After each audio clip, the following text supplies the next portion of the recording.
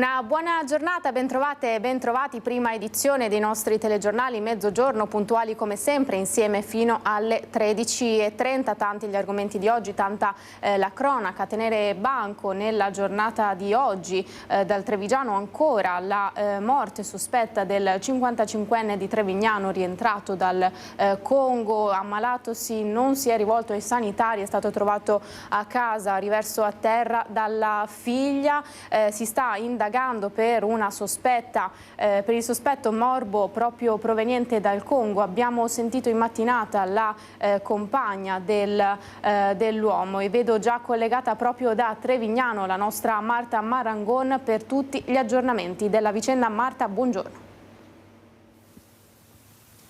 Sì, buongiorno Edi, buongiorno a te, ai telespettatori che ci stanno seguendo da casa. Siamo a Trevignano in via Carso davanti all'abitazione di Andrea Poloni, il 55enne che lunedì sera è stato trovato morto dopo che era rientrato da un viaggio in Congo. Sospetta morte per febbre emorragica, quella che è diciamo la diagnosi. Naturalmente la notizia della morte di quest'uomo ha immediatamente fatto il giro del paese di Trevignano e non solo, con le persone. Poco fa abbiamo sentito anche i vicini di casa che ovviamente si sono spaventati. Poloni era rientrato in Italia dal Congo appunto giusto una settimana fa, martedì scorso, ed aveva cominciato dopo qualche giorno ad accusare i primi sintomi febbrili, simili influenzali, tant'è che non risulta che l'uomo si fosse rivolto a strutture sanitarie per le cure. Era in casa, se non che le sue condizioni si sono rapidamente aggravate fino al tragico epilogo, quando appunto lunedì sera è stato trovato morto davanti all'interno della casa. Immediatamente la notizia del decesso ha fatto scattare quelli che sono i protocolli sanitari previsti in questi casi. L'azienda sanitaria, l'ULSS 2 della Marca Trevigiana, in collaborazione con il Ministero della Salute, l'Istituto Superiore della Sanità e l'Istituto Spallanzani, al quale sono stati inviati i campioni, sta facendo naturalmente tutte le indagini per accertare l'esatta causa della morte. Quindi al momento ancora non si sa che cosa abbia provocato il decesso del 55enne. Ovviamente sono state messe in atto tutte quelle che sono le misure di sanità pubblica in questi casi. Sono stati individuati i contatti stretti dell'uomo dopo il suo ritorno dal Congo, nel caso uno solo, una familiare che ora si trova in isolamento fiduciario presso la propria abitazione, mentre la casa nella quale appunto l'uomo abitava, che vedete qui alle nostre spalle, è stata chiusa ed è interdetto l'accesso. Vedete, le finestre sono aperte, tutto è rimasto così com'era e nessuno ha potuto poi rientrare nella casa della tragedia. In questi casi ovviamente si attendono quelli che sono gli esiti delle indagini che dovrebbero arrivare, delle indagini epidemiologiche naturalmente, che dovrebbero arrivare entro 24-48 ore, quindi tra questa sera e domani. Altre misure di sanità pubblica non sono richieste per il momento. È chiaro che la notizia del decesso ha colto l'intera comunità di sorpresa.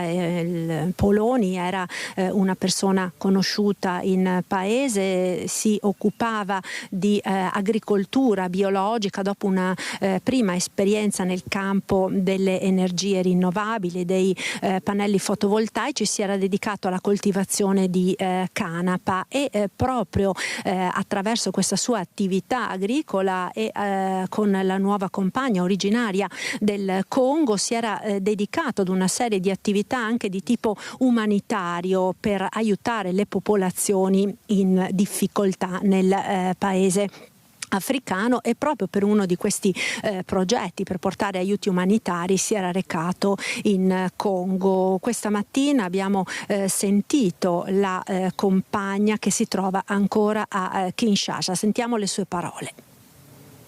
Andrea, una persona stupenda sempre per gli altri. Lui, quando ha abbracciato questo progetto Bana Nkanga, quando mi ha visto fare, l'ha abbracciato, ha detto wow, possiamo aiutare tante persone, ed era questo il suo scopo, aiutare gli altri. L'ha sempre fatto, anche in Italia ha sempre vissuto per gli altri, qualsiasi cosa, non voleva vedere sofferenza attorno a sé. Questo è Andrea. Le cose sono montate a modo non sani, anche per Andrea stesso non c'è rispetto. Lei non sa se rientrerà in Italia in questi giorni o resta lì Kinshasa? Non lo so. Perché dice che è stato montato tutto? Perché dice che non c'entra nulla la malattia del Congo? Assolutamente no, io stessa sarei infetta, non starei qua a parlarle. Tutta la mia famiglia ne sarebbe stata infetta. Dove l'ha preso? In aereo? Lasciamo stare. Quindi la malattia in Congo è montata perché gente di Congo che è qua non sa neanche il paese che hanno citato che c'è questa malattia. Dove esiste? Mostratemela. Perché? Perché fare queste cose? Io parlo con Eleonora e non voglio neanche che Eleonora venga tirata in mezzo, perché è una bambina che sta subendo cose non giuste, anche la quarantena, che non sta né in terra né in cielo né in terra. Quindi la quarantena non esiste proprio, perché non lo so, a questo punto che mettono in quarantena tutte le persone che hanno viaggiato in aereo con Andrea, anche noi stessi, perché non vengono a mettere in quarantena tutto lo stesso paese dove è partito Andrea e me stessa? Cioè, non comprendo. Il viaggio di Andrea non è stato in un posto pericoloso, non abbiamo incontrato niente che potesse mettere la nostra vita in pericolo. Ho capito. Assolutamente.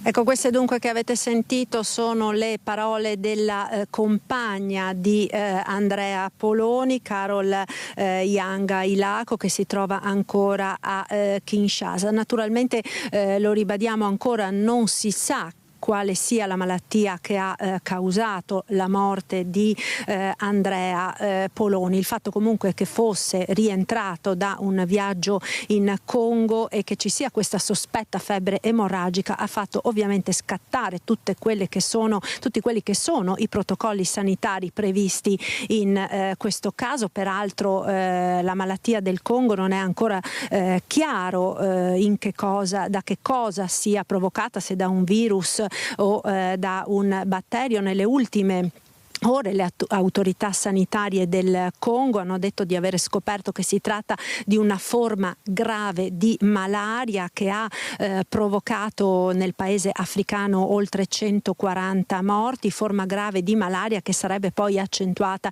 dalla malnutrizione. Sono stati colpiti infatti in Congo soprattutto dei bambini, ma l'OMS su questa situazione, su questa malattia è ancora molto cauta. Massima cautela quindi e misure di prevenzione del caso in attesa di sapere gli esiti degli accertamenti. Abbiamo su questo sentito il sindaco di Trevignano, Franco Bonesso. Sentiamo l'intervista.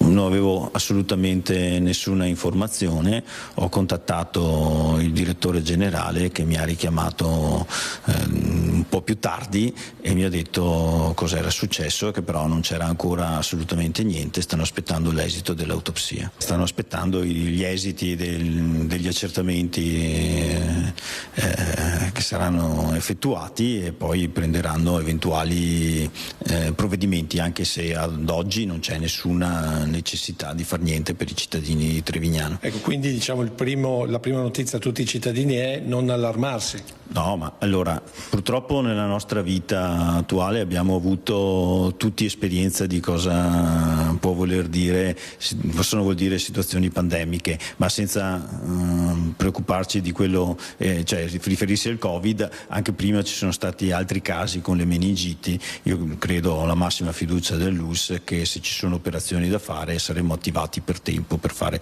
tutto quello che è necessario. Ad oggi non c'è nessuna urgenza di far niente. Quindi insomma attenzione, però non allarmarsi più di tanto.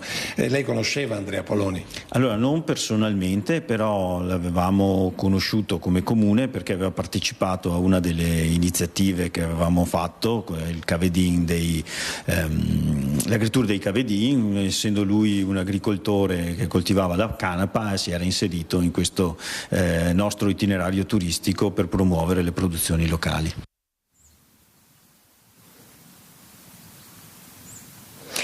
Ecco, dicevamo dunque si è in attesa di quello che è l'esito delle indagini che sono condotte dall'Istituto Spallanzani di Roma. Si parlava di malaria, naturalmente vedremo nelle prossime ore quello che sarà l'esito delle analisi, e quindi si saprà che cosa ha causato il decesso del 55enne. E da Trevignano per il momento è tutto, restituisco la linea allo studio. Grazie Marta, grazie anche a Michele Zanette per il contributo tecnico da Trevignano. Questi gli aggiornamenti, ovviamente fino ad oggi continueremo a raccogliere le informazioni, anche se arriveranno questi esiti dallo Spallanzani di Roma, che tanto con il Covid abbiamo imparato a conoscere. Ci spostiamo invece sempre con la cronaca, questa volta nel Bassanese, a Salcedo, Vicenza, con la nostra Vanessa Banzato, perché resta il giallo dell'uomo, l'83enne, trovato semicarbonizzato all'interno della propria abitazione. Vanessa, buongiorno. Buongiorno a te Edi e tutte le persone che ci stanno seguendo da casa. Hai detto bene, perché è ancora un giallo la scoperta del corpo semicarbonizzato di Giuseppe Azzolin, l'uomo di 83 anni che viveva in quella casa. Ci troviamo in via Giuseppe Garibaldi, proprio a Salcedo, e allora intanto Giuseppe Azzolin è stato trovato senza vita dal figlio, uno dei 4 figli dell'uomo, un agricoltore fino a quando è andato in pensione, che praticamente ogni giorno si recava a trovare il papà, un po' per capire, per vedere, un po' verificare le sue condizioni di salute, visto che era ipovedente, e anche per dargli una mano in casa. Purtroppo ieri c'è stata questa macabra scoperta. Tra l'altro pare che, visto che era stato a trovare il papà proprio lunedì sera, pare che l'incidente, perché si sta presumendo che si tratti di un incidente, anche se ancora sono molto oscuri contorni, nel senso che pare che l'uomo si sia avvicinato troppo alla fiamma del fornello, e forse un abito magari per un tessuto sintetico abbia preso fuoco. Non sarebbe riuscito a raggiungere un lavello o il bagno proprio per cercare di spegnere le fiamme con l'acqua, e sarebbe caduto a terra, poi morendo appunto col corpo semicarbonizzato. Il giallo c'è perché attorno a lui non c'è nessun segno di bruciato, nessun segno che possa far presumere che le fiamme abbiano intaccato anche o una suppellettile o qualche altro punto dell'abitazione. Di conseguenza adesso tutto in mano ai carabinieri e ai vigili del fuoco, che ieri tra l'altro sono stati per tutto il pomeriggio per cercare di capire cosa possa essere successo all'interno di questa abitazione. Questa abitazione che, dicevo, il figlio frequentava praticamente quotidianamente, ma non era l'unica persona che veniva in questa casa, in questa villetta, perché pare, almeno da indiscrezioni, che ci fossero anche alcune badanti, alcune donne che erano state assunte proprio per dare una mano, per pulire la casa e dare una mano proprio a questo 83enne, un 83enne definito da tutti una persona schiva. Era conosciuto in paese come Bruno, anche se appunto il suo nome è Giuseppe, e una persona schiva. Fino a un paio d'anni fa pare che frequentasse anche il bar di Salcedo, il bar del paese. Poi da 2 anni si sarebbe definitivamente chiuso in casa, complice anche forse l'aggravarsi della patologia che appunto lo aveva reso ipovedente. E adesso insomma da capire, grazie anche alle indagini che faranno i carabinieri, cosa possa essere realmente successo all'interno di questa abitazione, in questo paesetto sperduto proprio tra le colline qui a Salcedo. E per il momento da Salcedo è tutto. Edi, ti ricedo la linea. Grazie per questi aggiornamenti Vanessa, ovviamente anche per questo caso che continueremo a seguire in giornata, gli aggiornamenti nelle edizioni serali dei nostri telegiornali a partire dalle 18:30. E ancora la cronaca tiene piede questa mattina, cronaca dalle strade, questa volta a Borgo Veneto, siamo nel Padovano, la nostra Chiara Gaiani è sul posto con il sindaco perché c'è stato un ennesimo incidente mortale sulle strade del Veneto, uno scontro frontale con un camion, è deceduto un uomo di 79 anni, era molto conosciuto. Chiara, vero? Buongiorno. Sì Edi, buongiorno a te telespettatori, con Cristian Roque Allende ci troviamo a Borgo Veneto, per la precisione siamo a Santa Margherita d'Adige, lo dicevi, era davvero molto conosciuto Mario Masiero, 79 anni, era il titolare di una nota trattoria, pizzeria di quest'area ed era praticamente ritornato nella sua attività, era partito molto presto, aveva aperto il bar, poi come tutte le mattine verso le 7 era andato a prendere il giornale, pochi chilometri in macchina in centro paese. Stava rientrando quando non si sa ancora, perché ci sono i carabinieri che stanno lavorando, tra l'altro li ringraziamo per essere con la polizia locale qui sul posto, ha invaso la carreggiata in direzione opposta, stava arrivando un tir che era diretto verso il casello dell'autostrada della Valdastico Sud e lo ha investito. Uno scontro frontale molto forte, per Mario Masiero non c'è stato nulla da fare. L'autista si è immediatamente fermato, ha tentato di prestare i primi soccorsi, ha chiamato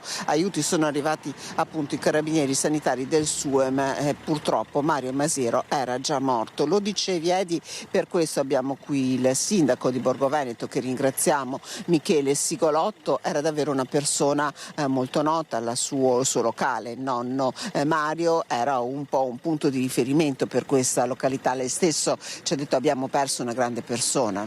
Sì, nonno Mario era veramente una bella persona e molto conosciuta, una persona cordiale, aveva una parola per tutti, quando ti accoglieva nel suo locale era sempre con un sorriso, con una battuta, ti faceva sentire bene e sono per noi punti fondamentali nelle nostre località avere queste persone che gestiscono appunto locali pubblici. E lascia purtroppo un voto importante nella nostra comunità e lo ricordiamo comunque con un sorriso e siamo vicini alla famiglia, che sappiamo insomma quanto possa essere traumatico avere una notizia di questo tipo per un caro. Ripeto, nonno Mario era un vulcano, 79 anni ma tantissime idee, tantissima voglia di fare e anche di rinnovarsi nella sua attività. Era venuto a trovare anche da poco, sindaco. Sì, ci eravamo visti qualche settimana fa, appunto mi aveva raccontato quello che voleva fare, delle idee che aveva da perseguire. Io ovviamente con molta stima che avevo nei suoi confronti l'avevo ascoltato, le avevo anche detto ben venga Mario, mi chiami quando è ora di darti una mano nelle possibilità insomma che si può fare, e lui era molto determinato su queste cose, quindi veramente anche personalmente lo ricordo con affetto e con stima.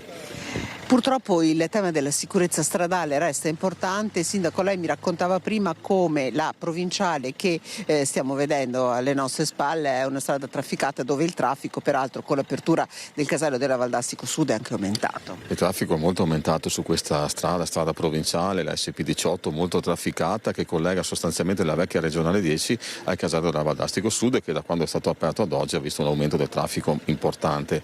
E speriamo che con l'arrivo della nuova regionale 10, che arriverà proprio il casello della Valdastico Sud, questo venga sgravato perlomeno dal traffico pesante. Insomma, le strade sono ben comunque conservate, la segnaletica c'è, ma purtroppo quello che è importante, è alla base di tutti, è comunque la prudenza e il rispetto delle regole.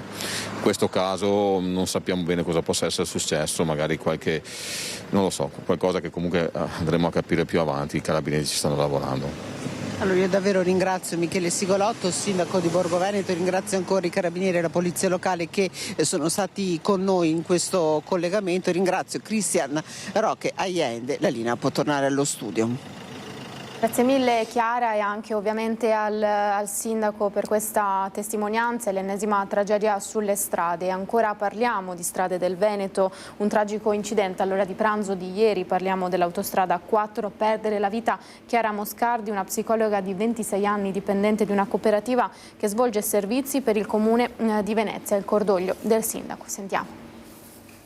Era in sosta per un guasto nella corsia d'emergenza lungo l'autostrada nel tratto tra Cessalto e Noventa di Piave in direzione Venezia con il furgone della cooperativa COSEP, quando un camion che sopraggiungeva ha urtato lateralmente il mezzo. Nell'impatto entrambi sono finiti fuori strada, ma ad avere la peggio Chiara Moscardi, psicologa di 26 anni, operatrice della cooperativa che svolge servizi per il comune di Venezia, residente in provincia di Rovigo, morta sul colpo. Con lei nel furgone c'era una collega rimasta ferita portata all'ospedale, oltre a 2 uomini usciti invece illesi. Sul posto sono giunte le ambulanze, i vigili del fuoco, la polstrada, il personale di Autostrade Alto Adriatico. Le squadre dei pompieri hanno messo in sicurezza i mezzi ed estratto le persone coinvolte. Chiara, nata e cresciuta nel Rodigino, padovana d'adozione, ha studiato all'Università di Padova e una volta laureata aveva trovato lavoro proprio con la cooperativa COSEP, che tra gli altri servizi è anche impegnata nel centro diurno del drop-in di Mestre in via Giustizia. La 26enne era sorella del centro del rugby Rovigo Delta Matteo Moscardi. Il papà Alberto è stato uno storico dirigente comunale di Rovigo. A nome di tutta la città di Venezia e mio personale voglio esprimere il più profondo cordoglio, ha scritto in una nota il sindaco Brugnaro, per la tragica scomparsa di una giovane psicologa che svolgeva per il comune i servizi del drop-in, stop and go, new way per le persone più fragili. Arrivino le più sentite condoglianze alla sua famiglia, agli amici e ai colleghi. La sua dedizione alla professione e al benessere degli altri rimarrà nel ricordo di tutti coloro che l'hanno conosciuta, ha concluso il primo cittadino. Dalle strade alla montagna scivola sul ghiaccio e si rompe una gamba. Un'escursionista padovana soccorsa nella notte sul Monte Grappa. Una 33enne di Campo San Piero è rimasta ferita ieri sera intorno alle 22 sul Monte Grappa durante un'escursione. La donna è scivolata sul ghiaccio quando era quasi arrivata in cima alla strada che da Sant'Andrea sale al Salto della Capra, provocandosi la probabile frattura di tibia e perone. L'escursionista, che faceva parte di un gruppo di 4 persone, è stata raggiunta nella notte dagli uomini del soccorso alpino e dai sanitari del SUEM di Crespano. Dopo essere stata immobilizzata è stata trasportata in mezzo alla neve fino all'ambulanza che l'ha condotta al pronto soccorso dell'ospedale di Montebelluna. La cronaca dal Padovano aveva truffato ed estorto tutti ad un'anziana con la tecnica del falso incidente. La polizia ha arrestato un 25enne originario di Napoli che stava tornando a casa in treno. Sono maresciallo dei carabinieri, suo figlio ha fatto un incidente e deve darci tutti i gioielli. Da un capo del filo un truffatore senza scrupoli con la voce possente che quasi urla, dall'altro un'anziana, 83 anni, di Piazzola sul Brenta, che dopo pochi minuti, il cuore in gola, ha sentito suonare il campanello e visto un giovane che quei gioielli gli era venuti a prendere. Non ci ha pensato un attimo la donna che, raccolto quanto aveva, ha consegnato tutto al giovane. Ancora una odiosissima truffa ai danni di un'anziana, ma l'autore materiale è stato individuato e arrestato dalla polizia. A far scattare le indagini condotte dalla squadra mobile di Padova è stata la telefonata della figlia della donna. Da qui, attraverso l'analisi delle telecamere presenti in stazione, i poliziotti sono risaliti al probabile autore, che in treno nel frattempo era arrivato a Verona, dove avrebbe cambiato per salire su un convoglio diretto a Napoli. Nella città scaligera il giovane, 25 anni, piccoli precedenti per spaccio, è stato fermato dagli agenti della Polfer e arrestato con l'accusa di estorsione. Giudicato per direttissima, il 25enne è stato posto agli arresti domiciliari con l'applicazione del braccialetto elettronico. Tutti i gioielli che il 25enne aveva nascosto nelle tasche sono stati recuperati e restituiti all'anziana. Ed è fuori pericolo il bimbo padovano di 7 anni rimasto gravemente ferito in un incidente sulle piste da sci a San Martino di Castrozza, in provincia di Trento. Dopo il trasferimento all'ospedale di Santa Chiara è stato immediatamente operato e ora non è in pericolo di vita. Ricostruita intanto la dinamica dell'incidente, il padre del bambino lo aveva fatto sedere su una motoslitta della polizia parcheggiata a bordo pista per fare una foto. Il mezzo si è mosso scivolando in un piccolo dirupo e travolgendo il bimbo, che è stato prontamente soccorso e ora, ricordiamo, è fuori pericolo. Rimaniamo a Padova perché il questore aveva disposto la chiusura del locale per 45 giorni. I proprietari però si sono appellati al TAR di Venezia che ha riaperto le porte dell'Ostoria di Santa Giustina in Colle. Sentiamo. Saranno feste danzanti all'Ostoria, la nota discoteca di Santa Giustina in Colle, nell'Alta Padovana. Il TAR di Venezia infatti ha accolto il ricorso dei proprietari del locale, sospendendo il provvedimento di chiusura emesso dal questore una ventina di giorni fa. La disposizione era stata emanata dopo una serie di controlli da parte della polizia che avevano rilevato irregolarità. Era stata sospesa la licenza di somministrazione di cibi e bevande per 45 giorni. I titolari del locale si erano però appellati al Tribunale amministrativo regionale di Venezia che ha sospeso il provvedimento di chiusura permettendo di riaprire quindi le serrande. La discoteca sarà regolarmente in funzione durante le feste natalizie, garantendo le prenotazioni per le serate del 25 e 31 dicembre.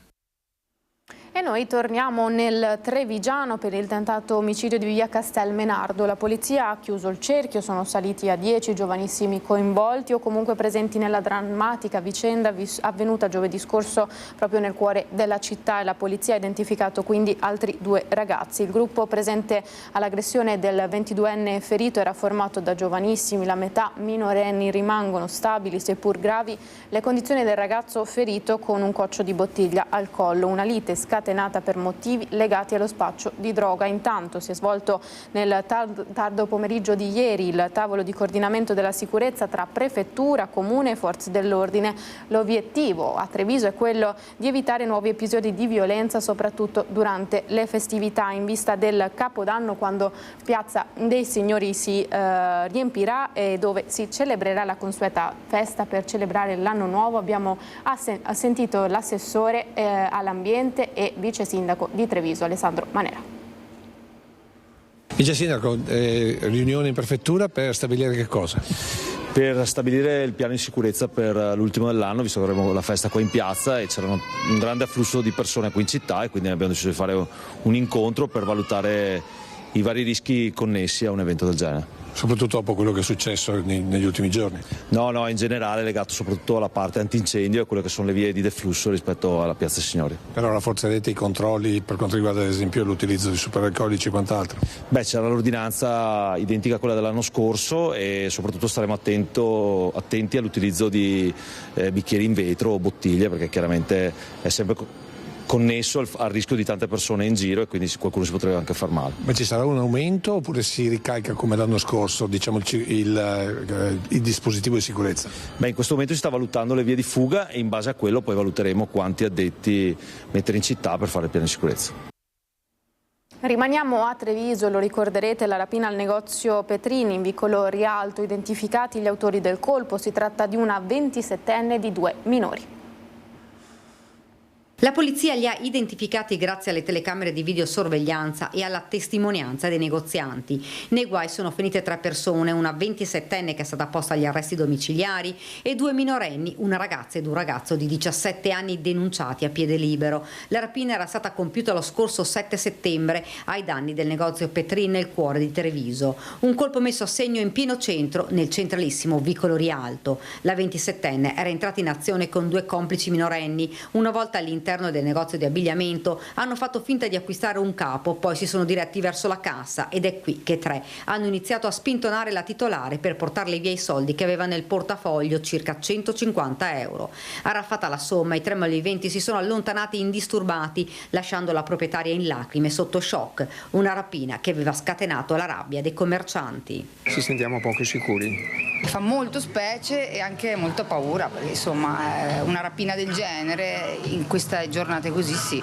Alle 10 di sabato mattina in pieno centro è impossibile, dai. In poche settimane dopo la denuncia presentata dalla titolare del negozio, i poliziotti della squadra mobile hanno identificato i rapinatori. La 27enne è già aggravata da numerosi precedenti per reati contro il patrimonio. Lei e 2 minori dovranno rispondere dell'accusa di rapina in concorso. L'attività della squadra mobile di Treviso, portata avanti sotto il coordinamento investigativo della Procura della Repubblica, è significativa dell'attenzione rivolta al fenomeno dei reati predatori consumati all'interno degli esercizi commerciali. Attenzione Attenzione che proseguirà con un'intensificazione dei servizi di controllo del territorio per il periodo delle festività natalizie per prevenire il verificarsi di altri episodi simili in un momento particolarmente delicato per tutte le attività commerciali. E continua a tenere banco la polemica tra Fabio Crea e il sindaco Mario Conte sul tema della sicurezza. Parlarne a Ring il vice segretario regionale della Lega Barbisan e il responsabile degli enti locali di Fratelli d'Italia Marco Della Pietra. Sentiamo. Non sono uno stratega politico, però visto e considerato anche le prospettive, no, da qui a un anno / un anno e mezzo, magari potrebbe anche essere una mossa politica della serie troviamo il modo per, ma non voglio crederci. Una mossa da parte di chi? Da parte della Lega? Assolutamente no, la vicenda trevigiana non riguarda elezioni regionali che non sappiamo ancora quando si terranno. Il fatto che questa sera Pelloni scimmiotti Crea o Crea scimmiotti Pelloni dovrebbe indurre l'avvocato Crea a chiedersi da che parte si è messo. Io nel momento in cui Pelloni mi dà ragione mi chiedo cosa ho sbagliato nella vita.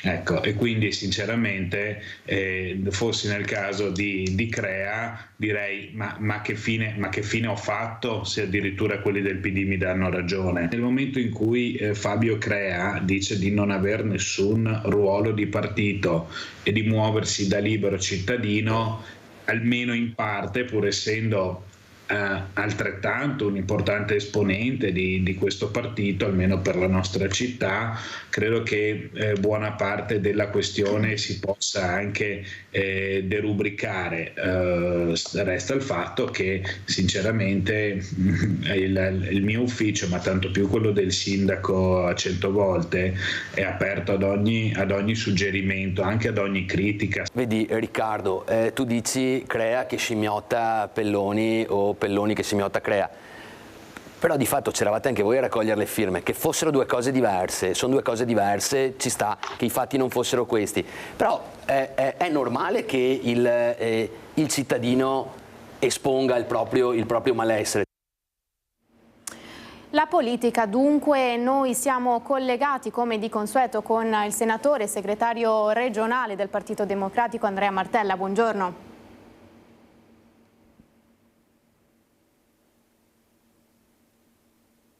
Abbiamo il microfono forse spento, adesso continuiamo a cercare di ripristinare il collegamento con l'aiuto della regia. Vediamo, intanto comunque anticipiamo i temi di cui parleremo, l'aumento dell'IRAP, vi faremo rivedere il servizio di ieri realizzato dal nostro Filippo Fois e lo commenteremo con il senatore sull'esito del Consiglio regionale, perché insomma ci sono dei malumori all'interno sia dei gruppi di maggioranza che appunto la contrarietà delle opposizioni e delle minoranze, perché sono stati approvati appunto degli aumenti delle tasse, primo fra tutti l'IRAP, e il senatore Martella, che vedevamo in video poco tempo fa, pochi secondi fa, ha commentato molto duramente questo tipo di misura, dicendo che sostanzialmente si va a colpire la regione Veneto, vuole colpire direttamente il cuore produttivo della regione appunto. E quindi intanto vediamo e ripercorriamo quanto successo in Consiglio e i vari commenti politici nel servizio di Filippo Fois.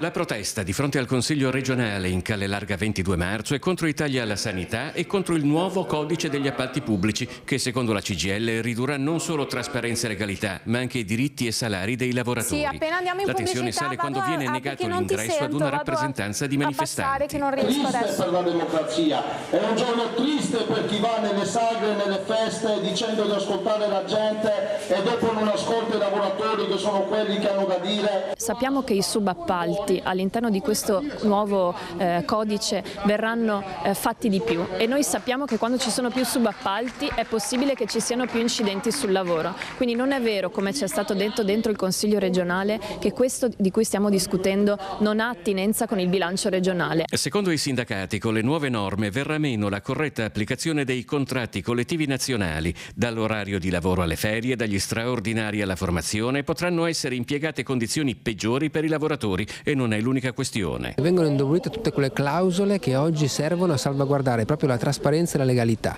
e viene incentivato il progetto di finanza, uno strumento che il Veneto conosce bene, con cui sono stati costruiti non solo gli ospedali ma anche le strade, e che ha dimostrato come il privato abbia avuto canoni milionari per decenni e decenni e decenni proprio sulle tasche dei veneti e del bilancio regionale. Alla fine una rappresentanza di manifestanti è entrata in Consiglio regionale come ospite del Partito Democratico, ma è stata ascoltata da tutti i gruppi consiliari. Noi avevamo già dato il nostro ok per incontrarli negli uffici del Partito Democratico.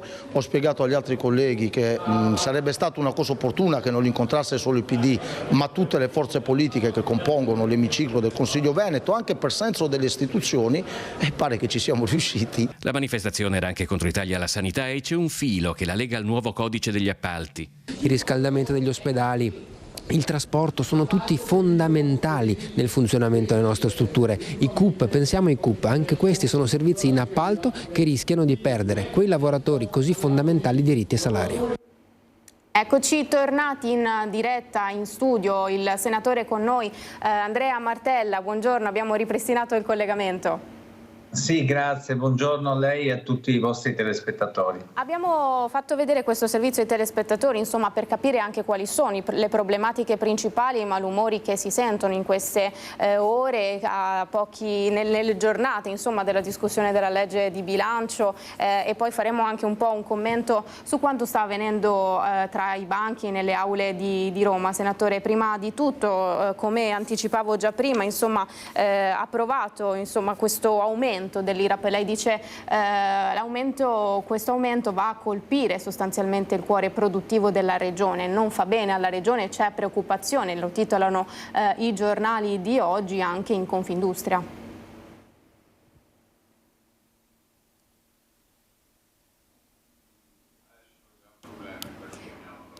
Niente, allora abbiamo ancora problemi con l'audio, ci scusiamo di questo, il senatore ovviamente rimarrà con noi per commentare i fatti principali. Allora come anticipato andiamo a sentire quanto accaduto con il nostro Filippo Fois in Consiglio regionale con i commenti a caldo della politica.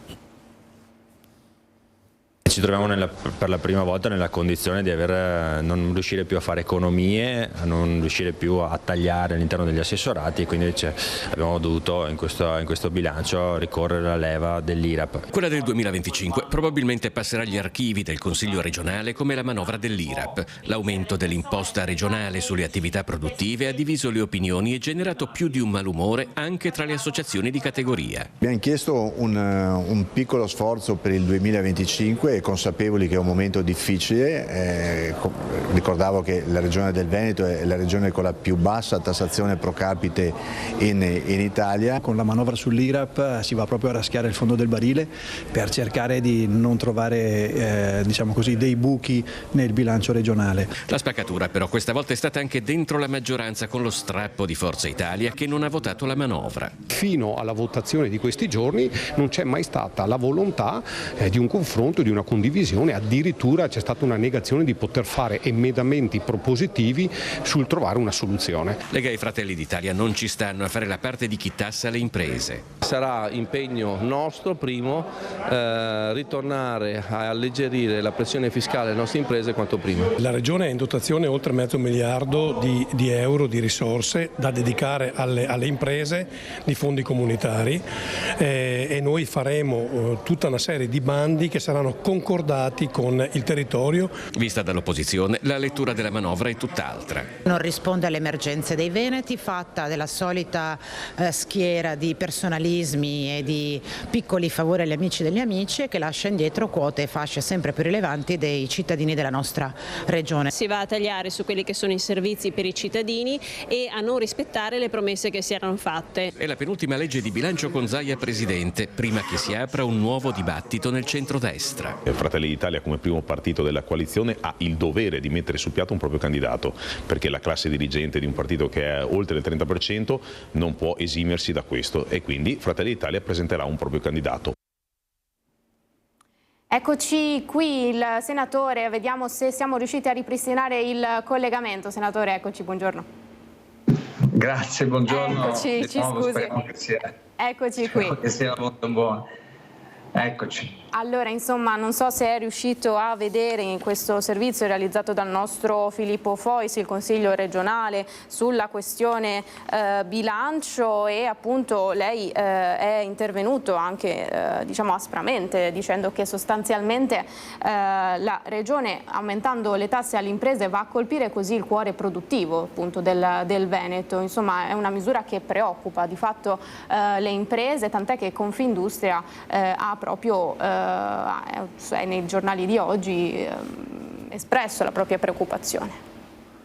Sì, io penso che questa legislatura si chiuda male e stia proprio per concludersi una stagione politica, quella del centrodestra, che ha visto per tanti anni ininterrottamente il potere Zaia e i suoi alleati. Si chiuda male per le liti continue all'interno della maggioranza. Ne abbiamo visto anche adesso, parlano di poltrone, parlano di chi farà cosa, e perché si sono dimenticati dei problemi dei veneti. Tra questi c'è un problema grande che riguarda diciamo il nostro sistema produttivo, lo ha denunciato proprio Confindustria oggi. Manca una visione, manca una strategia, non ci sono idee per attrarre investimenti, e anche quando c'erano degli investimenti si sono persi. Mi riferisco agli investimenti che avrebbe potuto fare Intel o Silicon Box, o ancora i problemi che ci sono in queste ore con la ZLS. E accanto a questo aggiungiamo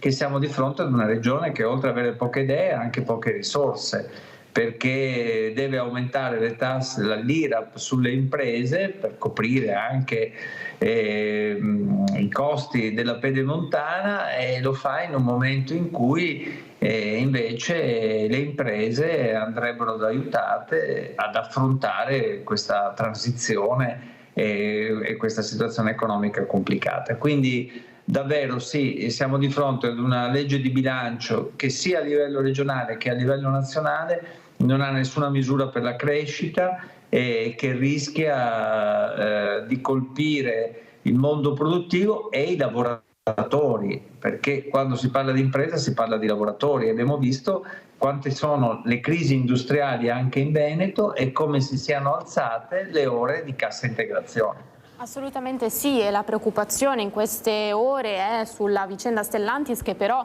anche per quanto riguarda il sistema produttivo veneto, che si occupa anche di tutti gli accessori. Mi vengono in mente le pelletterie, o comunque il settore del tessile nel Montebellunese per quanto riguarda i rivestimenti dei sedili, insomma tutti i comparti che fanno riferimento all'automotive in qualche modo, comunque anche la logistica stessa. Sono ore di preoccupazione, nonostante le rassicurazioni di queste ore presentate al governo. È solo di ieri la conferenza stampa con il ministro Urso, senatore. Sì, ha proprio perfettamente ragione. Noi, il nostro sistema veneto è profondamente collegato al mondo dell'automotive, e il fatto che ci sia una crisi di questo settore a livello europeo oggettivamente è una mancanza di progetti. Vedremo poi che cosa si concretizzerà davvero da parte di Stellantis fino ad oggi, e rischia di colpire le nostre imprese. Sono veramente migliaia, centinaia e migliaia i lavoratori che potrebbero essere colpiti da questa crisi. Se a questo aggiungiamo che il governo ha tagliato 4 miliardi e 2 di risorse non per incentivare l'acquisto, ma per incentivare la ricerca, l'innovazione e appunto la transizione, ne ha recuperati questa notte solo 400 milioni dei 4,2, ci dice che non ci sono tagli e appunto non ci sono risorse disponibili per affrontare anche questa situazione che, ripeto, è frutto anche di una crisi del settore, ma che dovrebbe vedere il nostro Paese capace di dare delle risposte, e a noi questo importa molto, perché ha a che fare, come lei ha detto, col tessuto produttivo anche delle piccole e medie imprese del Veneto. Da qui appunto la preoccupazione degli industriali dura anche appunto la posizione di Confindustria. Lei cosa ne pensa e quale futuro vede? Ma che ho notato che Confindustria ha parlato proprio di crisi. Noi abbiamo parlato di preoccupazione, di allarme. Io ritengo che il nostro sistema imprenditoriale sia un sistema molto, molto importante, però è anche vero che non si possono non vedere i 21 mesi di crisi e della produzione industriale consecutivi, non si possono vedere le riduzioni,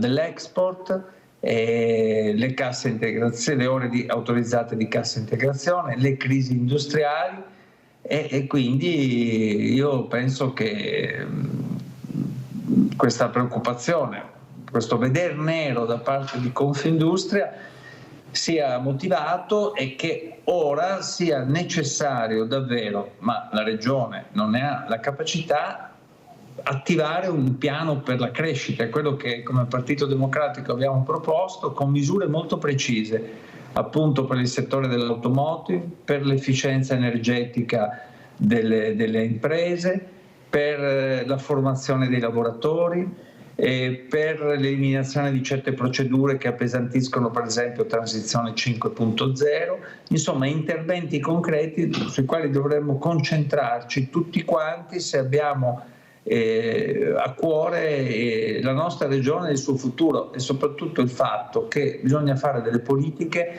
che possano consentire ai giovani di ritornare in Veneto, perché se ne vanno per cercare futuro altrove, e questo è assolutamente ingiustificabile. Assolutamente, anche magari la poca attrattività appunto che questi settori riescono ad avere sui giovani, anche per quello che possono offrire a livello, cioè la generazione dei giovani è cambiata, chiedono più welfare, più conciliazione tra vita privata e lavoro, e molto spesso soprattutto alcuni settori questo non lo offrono. E quale secondo lei la soluzione a questo? E poi un passaggio sul mancato finanziamento alla legge speciale per Venezia. Sì, è proprio così. Quello che lei ha detto, maggiore conciliazione, ma anche stipendi migliori, perché gli stipendi in Italia sono bassi, nella nostra regione sono bassi, e molto spesso si cercano occasioni di lavoro e stipendi migliori all'estero o in regioni tipo la Lombardia, Milano, anche in Emilia, e quindi questo fa perdere intelligenze, risorse alla nostra regione, ed è un fenomeno che va invertito. Naturalmente per fare questo ci vogliono stipendi migliori, ci vogliono politiche per l'abitazione e per la casa, e ci vuole anche la possibilità che le imprese possano, crescendo, offrire delle opportunità a queste figure professionali, e in ogni caso, siccome molto spesso si fa fatica a incontrare delle figure professionali adatte, questa è una delle questioni che ci viene posta dalle imprese, bisogna anche mettere le imprese nelle condizioni di poter fare una formazione durante la propria presenza in un'azienda. È per questo che noi diciamo dovremmo eliminare gli stage gratuiti, dovremmo favorire l'apprendistato per arrivare ai contratti a tempo indeterminato, favorendo le imprese che assumano con una forma di decontribuzione. Insomma, è un insieme di politiche sia a livello nazionale e regionale che dovremmo fare per mettere al centro la crescita, una crescita che, come lei ha detto, non è solo fatta da benessere economico, è fatto anche da benessere sociale, da qualità della vita, da benessere generazionale e secondo me è assolutamente importante per dare un segno di civiltà e di modernizzazione. Molto da parlare in questo senso, senatore. Il tempo stringe, quello che mi premeva chiederle appunto di questo mancato finanziamento della legge speciale per Venezia. Sì, mi sono appassionato con questo discorso dei giovani perché è davvero così importante, ma ha ragione, non avevo risposto alla seconda parte della sua domanda. La legge speciale per Venezia è stata, diciamo, non presa in considerazione nella legge di bilancio, come tante altre cose, ma qui il fatto è veramente pesantissimo. Il Comune di Venezia, il Consiglio Comunale aveva chiesto all'unanimità 150 milioni di risorse per fare gli interventi legati alla legge speciale. Il governo ha concesso 5 milioni. Ecco, è una scelta umiliante per la città di Venezia, risibile per la sua portata e che mette in discussione il fatto che Venezia sia davvero speciale, unica e abbia necessità di politiche di salvaguardia e di valorizzazione di un certo tipo. È la prova che a questo governo non interessa nulla della legge speciale e di Venezia e che l'amministrazione comunale di Venezia non è in grado di farlo capire al governo. Noi avevamo proposto emendamenti ben precisi e sono stati ancora una volta bocciati, come quelli sulla ZLS, a dimostrazione del fatto che con questo governo Venezia perde centralità e perde di specialità. Veneto in queste ore tiene banco ancora il tema dell'autonomia. Sì, anche qui quello dell'autonomia che continuamente viene appunto considerato un tema che tiene banco, in realtà è uno degli altri fallimenti di questa regione, della Lega, di Zaia in modo particolare, perché come sapete la Corte di Cassazione ha dichiarato inammissibili per larga parte quella legge. La Cassazione, la Corte Costituzionale lo ha fatto, la Cassazione ha dichiarato anche che è ammissibile un referendum. Vedremo nei prossimi giorni quello che succederà, però si dimostra che è un fallimento perché non c'erano i presupposti giuridici per quella legge. Noi non è che siamo, lo ripeto ancora una volta, contro l'autonomia, ma l'autonomia andava fatta in maniera diversa, in maniera più seria, in maniera equilibrata, non come un pasticcio che dimostra l'improvvisazione e anche le divisioni che ci sono nel centrodestra.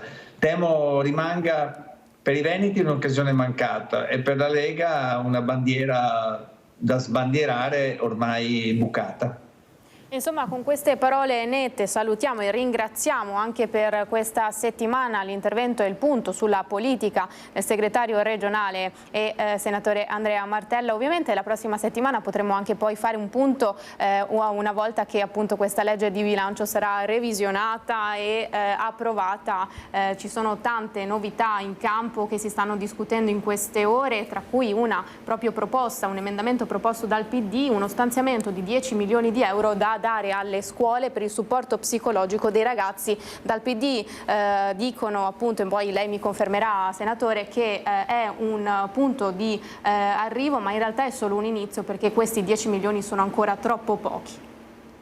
Sì, sono troppo pochi, ma sono il frutto di un emendamento che ha fatto il Partito Democratico, concentrando la sua attenzione e le risorse che potevano essere messe a disposizione su questo punto. Lo psicologo di base è fondamentale nella scuola per sostenere e aiutare i giovani nella crescita e naturalmente solamente un punto di partenza, perché per sviluppare meglio questo progetto dovranno essere destinate tante risorse, ma mentre gli altri fanno micro interventi, mance, mancette e si accapigliano su tante questioni, noi abbiamo voluto concentrarci su un tema che penso possa essere davvero importante per i nostri giovani, per i ragazzi e per gli studenti.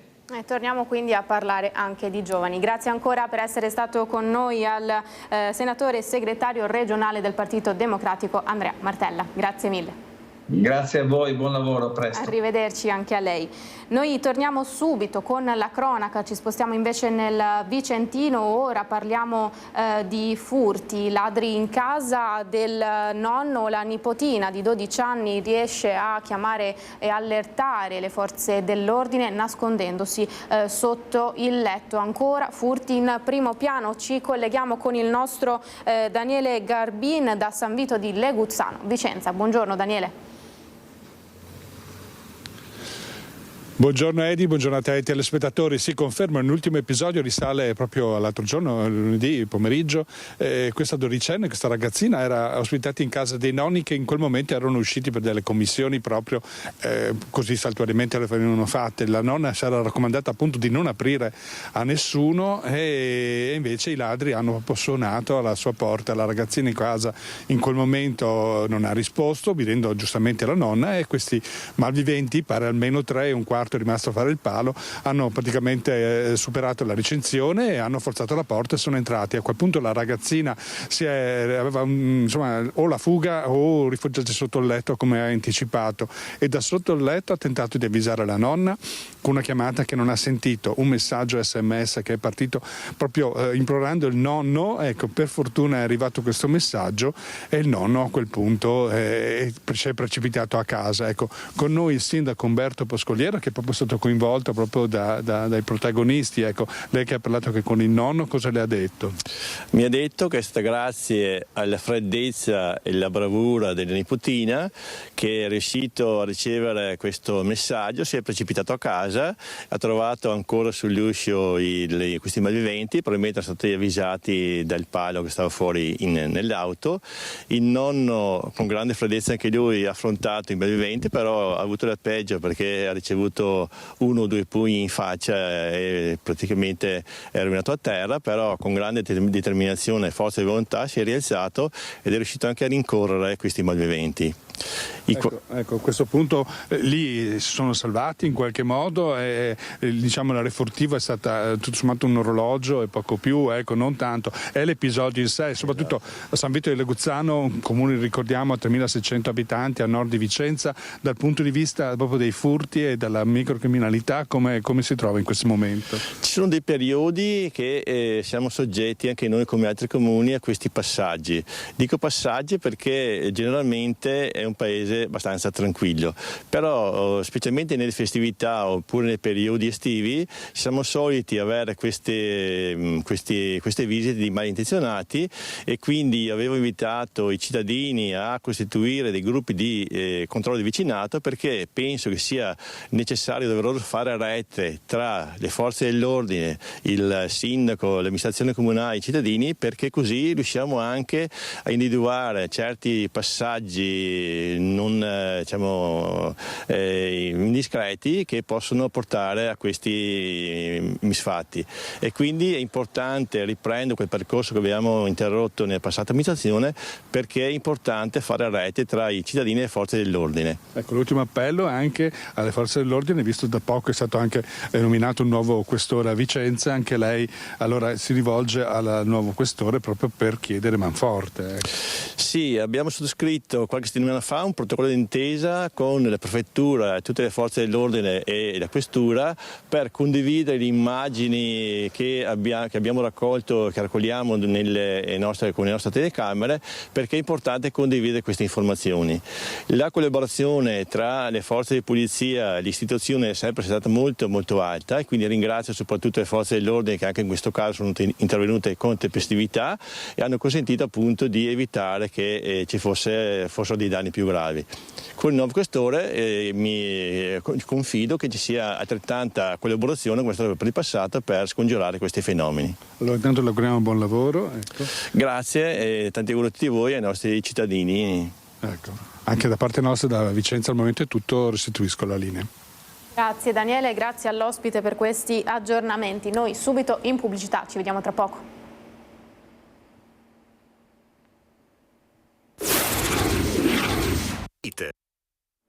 Eccoci tornati in diretta, prima edizione, stavamo chiacchierando con gli ospiti che mi hanno raggiunto in studio e presento Cristina Veneziano, vice sindaca del comune di Quinto di Treviso e qui con me sempre in studio Mattia Bardini, educatore ed illustratore ambientale. In collegamento Skype abbiamo invece Stefania Falcone, vicepresidente della cooperativa Alcedo e dell'Oasi di Cervare, e Valentina Mattara, responsabile dell'ufficio Europa della provincia di Treviso, che si è occupata di un progetto che ora vedrete comparire in titolo. Si chiama Learn Out, è un progetto che consiste nel valorizzare e tutelare l'ambiente anche grazie ai parchi naturali del nostro territorio. Valentina, ci racconti davvero in che cosa consiste questo progetto e quali sono le finalità?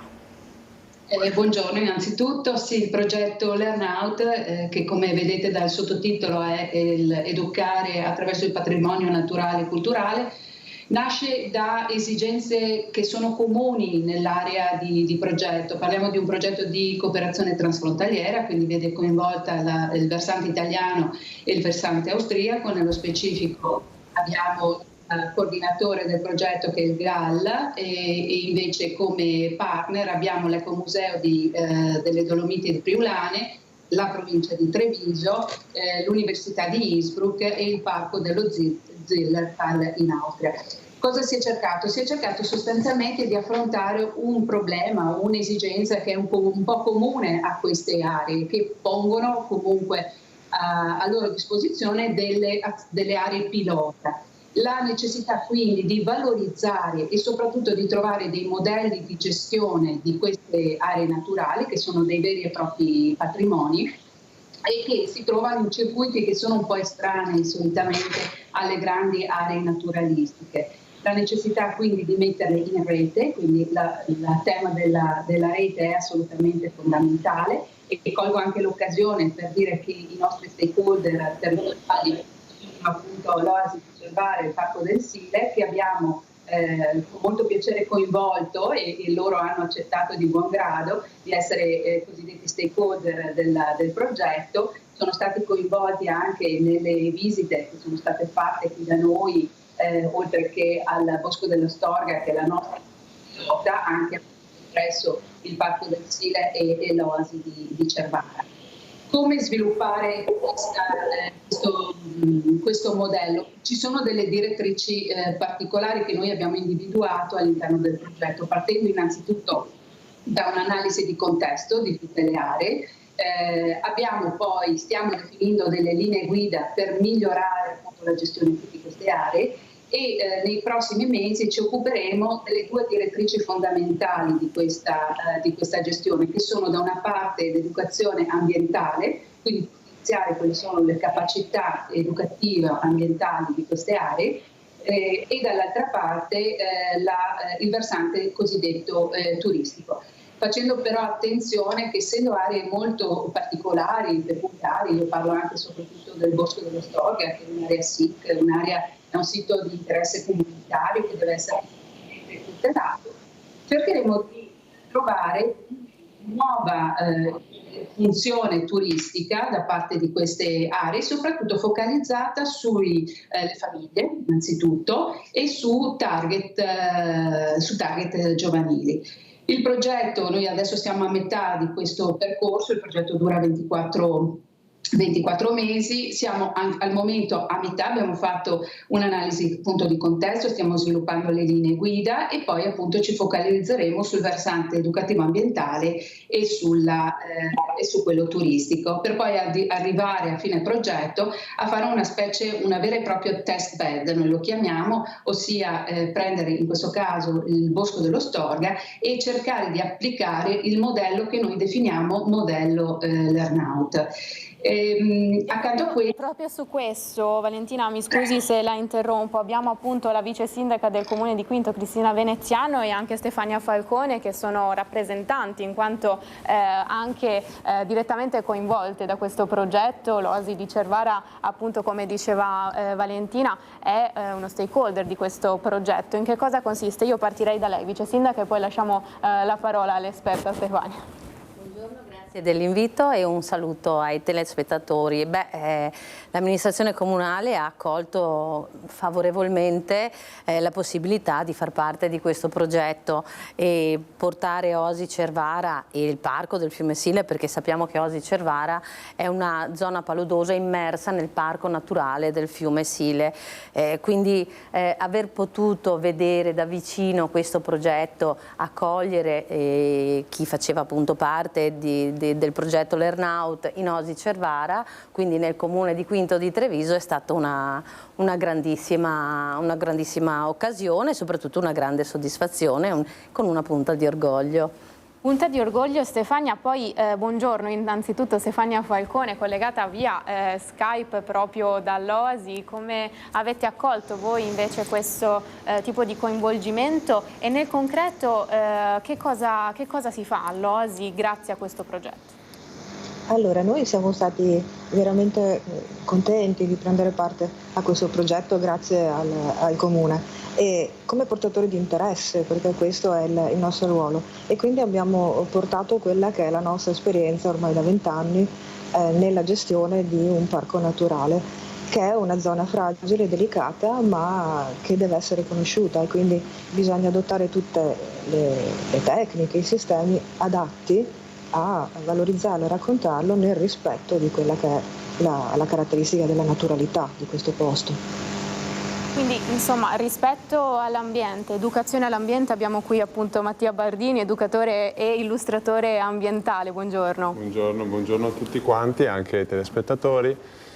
Sì, io oltre ad essere un illustratore naturalistico mi occupo anche di educazione ambientale per la cooperativa Comunica, sia per le scuole e in collaborazione con Contarina, sempre appunto con la cooperativa, ma appunto abbiamo anche come cooperativa abbiamo in gestione degli spazi appunto per quanto riguarda la componente ambientale della provincia, che sono appunto quelli del Parco della Storga, di cui si citava anche prima, che appunto è una zona molto interessante perché è un parco cittadino in cui dei fiumi di risorgiva creano una sorta di un ambiente molto molto particolare che è interessante anche da mostrare e spiegare soprattutto ai più piccoli, ai bambini. Ecco. E proprio qui volevo arrivare io, però prima mi chiedono la regia di dare un altro minuto di pubblicità per poi addentrarci meglio su questo progetto e anche sul coinvolgimento di tutti i nostri ospiti nelle loro specificità. A tra poco.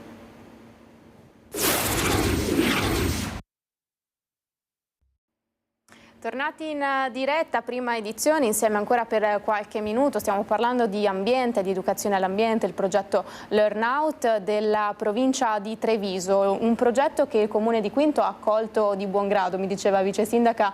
Insomma, c'è entusiasmo per questo tipo di progetto per far anche capire alle persone, ma anche ai più piccoli, il patrimonio naturale che noi abbiamo nel nostro territorio. Giusto, esattamente. Il patrimonio naturale Osi Cervara è un piccolo tesoro. Sì, ricordiamo che Osi Cervara, come ci diceva prima Stefania Falcone, appunto vicepresidente della cooperativa al CEDO e appunto dell'Oasi di Cervara, è nel comune di Quinto, e quindi insomma collaborate strettamente. Sì, collaboriamo strettamente, collaboriamo bene. Sia la cooperativa al CEDO che la cooperativa Arcobaleno portano avanti un lavoro bellissimo e direi perfetto, e qui abbiamo appunto la dottoressa Falcone Stefania che avrà lo spazio per raccontarvi cos'è Osi Cervara. Io quando parlo di Osi Cervara mi brillano gli occhi, un po' mi emoziono perché oltre ad essere una delle zone umide più grandi del Parco Naturale del Fiume Sile, in Osi Cervara vivono tantissimi animali e c'è una flora e una fauna vasta.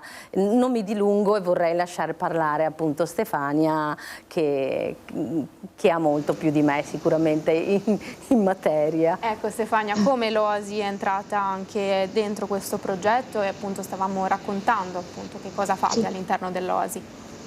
Allora, Osi di Cervara è entrata in quanto ovviamente, come diceva la vice sindaca, è una proprietà del comune con una particolarità: è gestita da una cooperativa, un insieme di cooperative che curano tutti i vari aspetti all'interno del parco, quindi di fatto è un parco naturale, fruibile e in parte protetto. Quindi convivono due anime all'interno di Cervara, la protezione e il racconto di quello che è l'ambiente naturale, racconto aperto a tutti, per cui è una riserva per gli appassionati, per gli specialisti, ma è anche un parco aperto al pubblico, ai visitatori, che sono sostanzialmente famiglie, ma anche fotografi, appassionati, eccetera. E una grande fetta dei nostri amici sono bambini, sono ragazzi che vengono con le scuole oppure vengono nei fine settimana con le famiglie. E quindi noi cerchiamo di mettere insieme tutte delle attività, delle azioni che soddisfino un po' tutti quanti questi settori, accompagnando, perché questo è un po' il nostro obiettivo, accompagnando le persone alla scoperta di questo posto, con attività di varia natura, che possono essere i talk didattici che facciamo al sabato e alla domenica, il racconto dell'antico mulino, il progetto delle cicogne, o come state vedendo adesso con i nostri rapaci notturni. Sono delle attività che si affiancano al racconto di un parco naturale, quindi con tutte le sue caratteristiche antiche di antica palude. Chiederei proprio a Valentina Mattara, responsabile dell'ufficio Europa della provincia di Treviso, che sta curando il progetto Learnout. Ci parlava di questo appunto progetto che dura 24 mesi. La seconda parte è la fase educativa. In che cosa consiste? Insomma, abbiamo sentito le testimonianze sia del mio ospite Mattia Bardini, anche dell'OSI di Cervara stessa, questa importanza all'educazione ambientale per i più piccoli. Assolutamente, intanto io colgo l'occasione per ringraziare ancora l'OSI di Cervara per la passione anche che presenta e mostra nel partecipare a questo progetto, e saluto anche chiaramente il referente della cooperativa Comunica.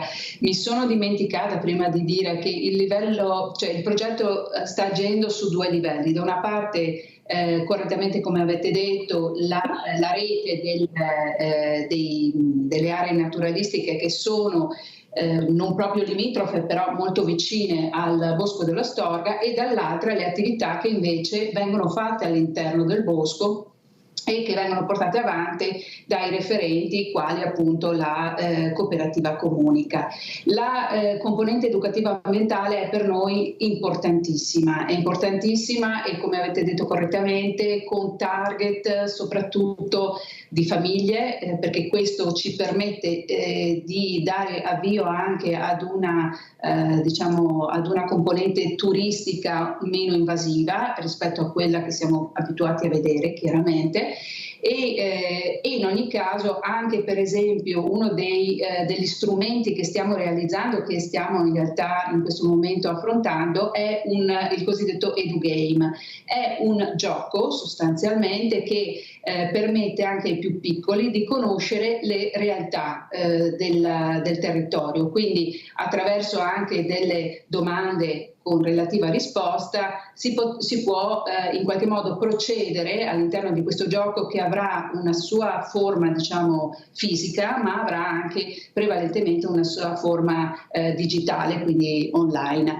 E lo strumento del gaming è sicuramente uno strumento importante proprio anche per la conoscenza didattica. La conoscenza degli ambiti territoriali dove insistono questi siti è importante. È importante non solo all'interno di un progetto comunitario, quindi transnazionale, ma è anche importante per il nostro territorio, cioè che si conoscano queste realtà e che soprattutto anche i ragazzi possano nei loro moduli didattici riuscire ad affrontare questi importanti temi, insomma, che sono sicuramente anche la salvaguardia dell'ambiente dove noi viviamo è determinante anche per il futuro, nostro e anche dei ragazzi. Assolutamente sì, quindi fare rete tra le varie associazioni, tra i vari parchi naturalistici e naturali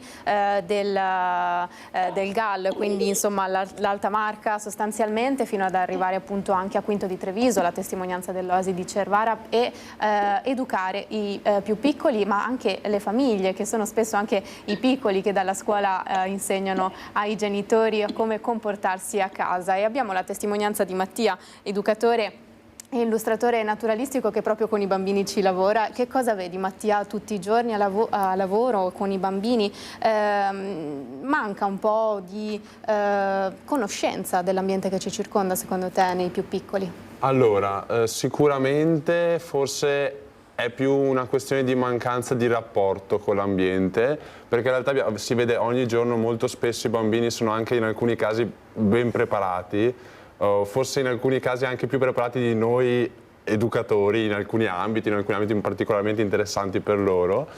Però è una cosa interessante quando appunto poi possono relazionarsi con effettivamente la natura, quindi un parco come ad esempio il Parco dell'Astorga, ma anche l'Oasi di Cervara, immagino, possono relazionarsi direttamente con la natura, e in quel caso là proprio si vede un'esplosione di passione, di voglia anche di cercare, di conoscere, che non si potrebbe pensare da adulti, da un punto di vista diciamo più grande, ma in realtà i bambini anche nelle piccole cose magari ti fanno delle domande che non ti aspetti, ma potrebbero essere interessanti anche far partire un qualsiasi tipo di argomento, diciamo, più generico, più vasto per quanto riguarda l'educazione ambientale.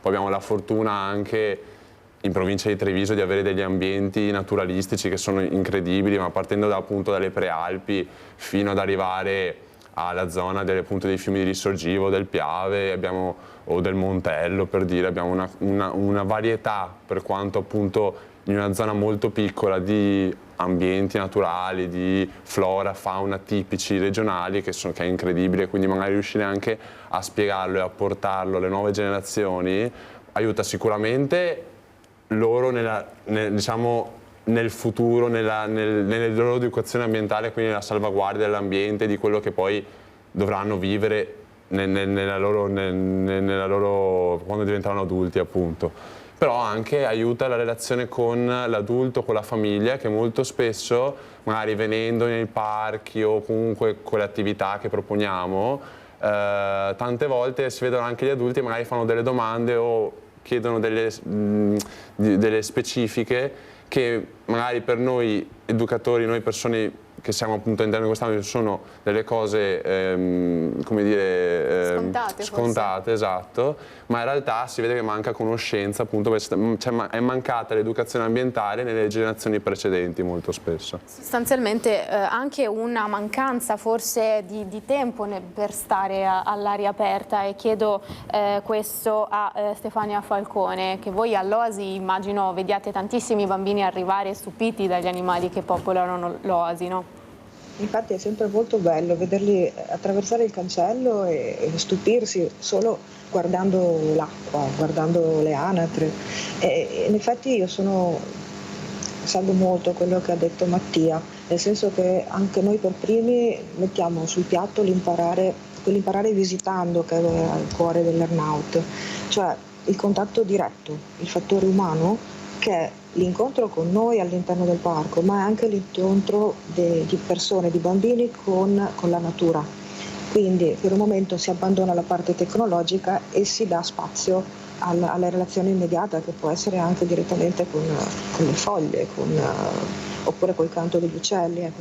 Quindi strumenti molto semplici che però alimentano questo desiderio di conoscenza, che in effetti negli anni è andato perdendosi per tante questioni, per tanti motivi. Certo. Qua dentro si fa un salto all'indietro, qua dentro all'interno dell'Oasi di Cervara, perché in questo momento sono all'Oasi di Cervara, per cui parlo da diretta interessata. E quindi questo è quello che noi cerchiamo di fare, appunto, come dicevo prima, con attività che sono per le scuole, ma appunto sono anche che possono anche tranquillamente venire nel parco e visitarselo senza interagire con noi, per cui per gustarsi la passeggiata, tra virgolette, nella natura.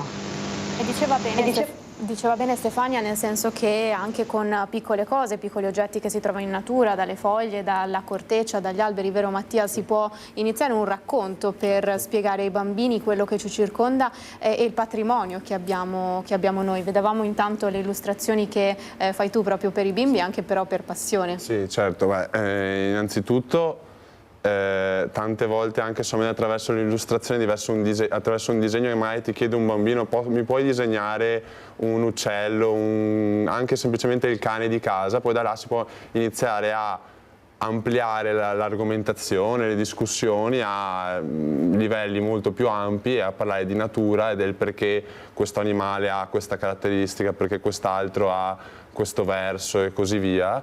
E in realtà poi anche magari utilizzare cose di tutti i giorni che possono vedere tutti i giorni nella corteccia. Ad esempio sto facendo dei lavori appunto per quanto riguarda la flora, quindi la pianta in generale con dei bambini, e vederli crescere, fare l'esempio della patata americana che cresce all'interno del barattolo, che faceva sempre ad esempio mia nonna, che per loro è una cosa che non ho mai visto, dà anche soddisfazione vedere quanta passione ci mettano a fare una cosa che per noi magari è scontatissima, ma per loro non lo è, non è neanche possibile. Oppure ad esempio anche semplicemente la pianta di fagioli che cresce, o l'esempio di parlare di un animale che da noi, il pettirosso ad esempio, che da noi è presente in maniera molto ampia, ma magari parlare del perché ha il petto rosso o perché ha un certo tipo di verso è una cosa interessante, proprio si vede il riscontro soprattutto nei giovani e bambini, che è una cosa che dà una soddisfazione molto molto grande. E poi sono insegnamenti che restano. Io vorrei concludere con lei, vice sindaca Cristina Veneziano del Comune di Quinto. Insomma, il Comune ha, come dicevamo, accolto con molta gioia questo tipo di progetto messo in atto dalla provincia, come diceva Mattia, il coinvolgimento però anche delle famiglie stesse, che forse un po' manca. Il Comune come sta agendo in questo senso a livello comunicativo?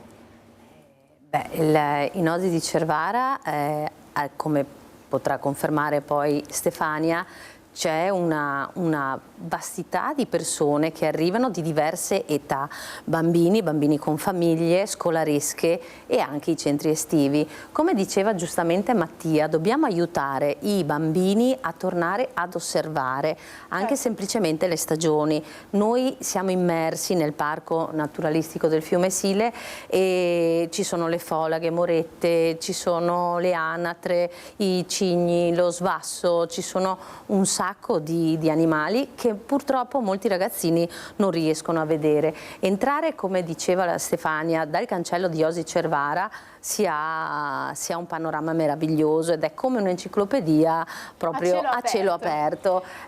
Si possono vedere il cambio delle stagioni semplicemente dà dei colori incredibili. Mi sono dimenticata di sottolineare però che in Osi c'è anche un mulino vecchissimo che è stato ristrutturato. Anche quello attrae tantissimo la curiosità dei bambini, perché si entra nel mulino e si vedono tutti i meccanismi. Si entra nella natura, si entra nella storia. Noi siamo in chiusura, ci sarebbe molto da parlare. Abbiamo parlato di educazione ambientale, del progetto LearnOut, che ha come finalità ultima appunto quella della tutela e della cura dell'ambiente e anche l'educazione stessa e la conoscenza dei patrimoni culturali non solo del Trevigiano, ma in realtà anche di tutto il Veneto. Ringrazio quindi i miei ospiti, Mattia Bardini qui in studio, educatore e illustratore naturalistico, la vice sindaca che avete appena sentito di Quinto di Treviso, Cristina Veneziano, collegate Stefania Falcone dall'Oasi di Cervara e Valentina Mattara, responsabile dell'ufficio Europa dagli uffici appunto della provincia, e si è occupata di questo progetto. Innovazione e natura che vanno di pari passo per cercare di creare un ambiente e delle persone, dei bambini sempre più consapevoli del nostro ambiente. In chiusura vi faccio vedere il sito di Treviso Today, perché è notizia degli ultimi minuti: una rivolta nel carcere minorile, 4 poliziotti feriti, 1 colpito da un estintore. Ovviamente tutti gli aggiornamenti durante le edizioni dei telegiornali di questa sera. Grazie per essere stati in nostra compagnia fino a qui a tutti. L'augurio di una buona giornata, arrivederci.